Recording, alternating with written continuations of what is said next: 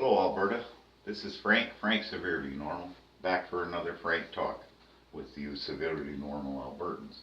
Now, on my last video, I did on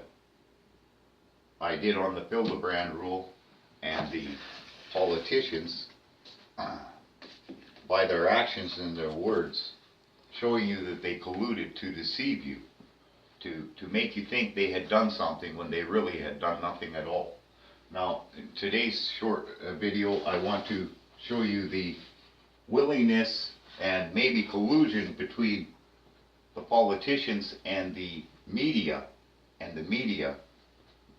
to push a narrative that isn't exactly true or isn't exactly honest. Now I'm going to use the same article, Hildebrand rule passed by committee. Now this issue first came up about a month before this article came out, written by a Miss Emily Graney in the Journal. Now the Journal is big business. The Journal and the Sun are owned by one company, and Miss Graney works and writes articles for both of them. Now, in this article, right after Alberta Party leader Greg Clark said, "It's not perfect, but we got there," and after today, no MLA can do what Hildebrand did. Well, that's a quote from Mr. Clark. Now, the next paragraph is not a quote, it's just a paragraph in the article, and it says, interim UCP leader, United Conservative Party leader, Nathan Cooper, committed to zipping shut the Airbnb loophole when the Journal revealed the issue last month, as reported by Ms. Green. Now, Mr. Cooper,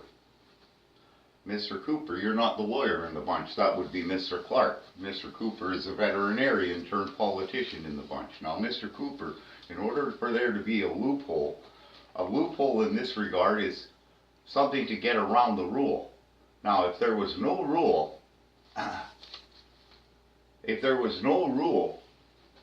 against what Mr. Hildebrand did, which is rent out his taxpayer subsidized apartment, if there was no rule, why would he need a loophole? How could a loophole exist if there is no rule?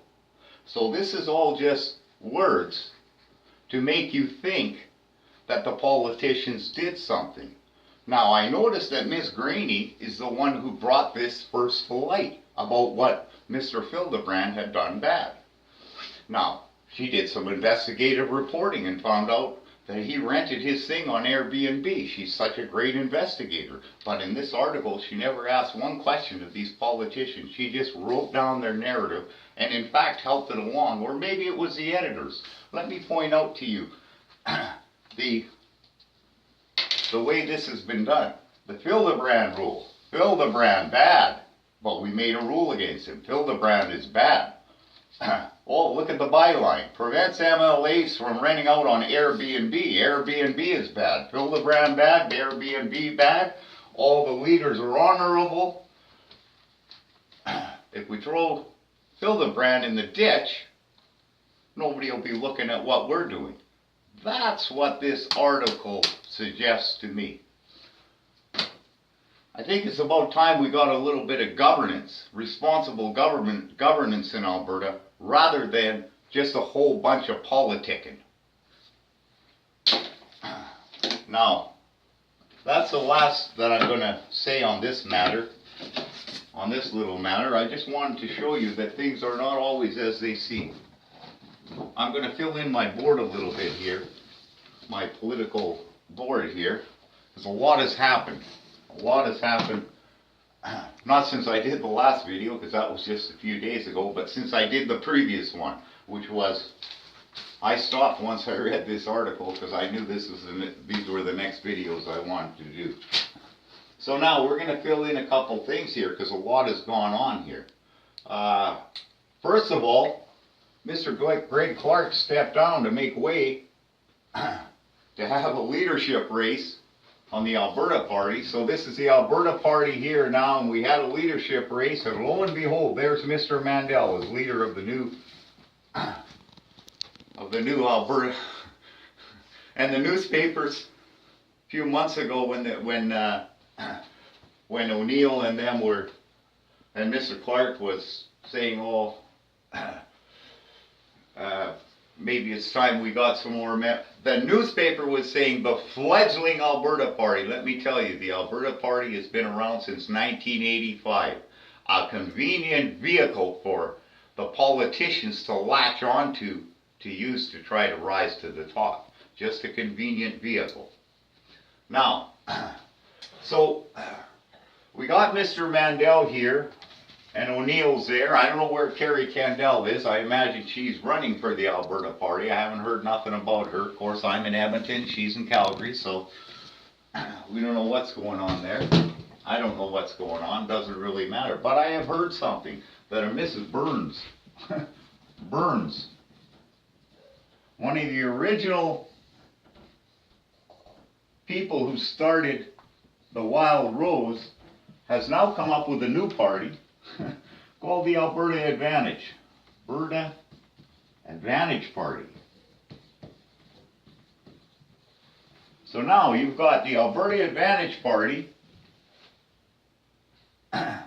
You've got the UCP, headed by Mr. Kenny. Mr. Kenny. We've got Burns with the Alberta Advantage Party. We've got Mandel here with the Alberta Party to try to come up the middle. And over here on the left, which is on the right on my board here, but if I face you, it's on my left, the lefties, you have Rachel Motley.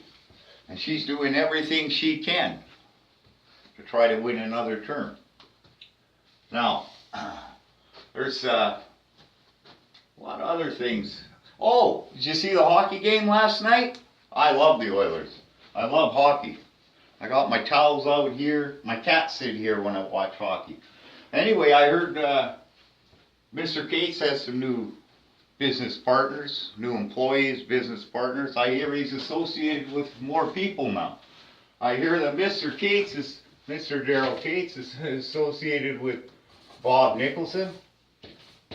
Bob Nicholson's working for him, or in partnership with him, or whatever. Bob Nicholson, Hockey Canada. Mr. Gretzky's working with him. Surrounding himself with hockey gods. He's got a new kid on the block. Mr. McDavid is working for him. See? Hockey theme. Now, how does this relate to politics? Well, I'm going to explain that in future videos, and as I ask the politicians questions, rhetorical of course, these questions that I ask the politicians, they're not for them to answer. They're for you to think about what would they answer. Now in the next video, I'm going to grow the middle class. I'm going to expand the middle class. I'm going to do what all the politicians say they can do, but none of them can. Until next time, I'm Frank and I'm severely normal.